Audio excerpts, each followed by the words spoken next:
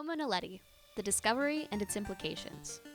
Between the years of 2013 and 2015, paleoanthropologist Lee Berger and his colleagues discovered and excavated a new species of hominid, now known as Homo naledi, in the Rising Star cave system in South Africa, inside the nearly impossible-to-reach Naledi chamber. The species is so named because Naledi means star in the Sotho language from the people of that region of Africa. So far, over 1,550 samples of teeth and bone have been unearthed from about 15 individuals, and the entire cave system hasn't even been explored yet. It's always exciting when a new member of our genus is discovered, but what does the discovery of this new species mean for us as humans, and how we conceptualize our place in the world? Homo naledi has a strange mixture of features. Some resemble those of anatomically modern humans, while others are more primitive, like an australopith. The average height of an individual was about 4 feet and 9 inches, and they probably weighed around 88 to 123 pounds. The skull, teeth, and mandible are mostly morphologically similar to our own species, but the cranial capacity is small, about 475 to 550 milliliters, which is more similar to an australopith. The feet of Homo naledi are also distinctly modern, as they show a non-grasping hallux and derived ankle.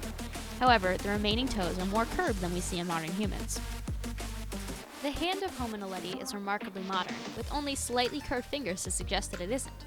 The upper limbs and rib cage are more indicative of the australopiths, but the femurs indicate that the species was bipedal. Overall, these features place the individuals in the genus Homo, rather than Australopithecus.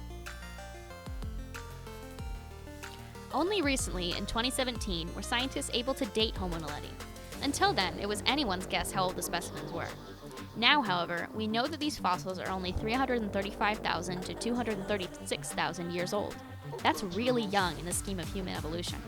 To give you some context, here are the last 8 million years of Earth timeline, and here is where Homo naledi comes in. So what does this mean for us? How are we related to Homo naledi? The answer is, we still don't know. It's possible that Homo naledi is like our third cousin 4 times removed.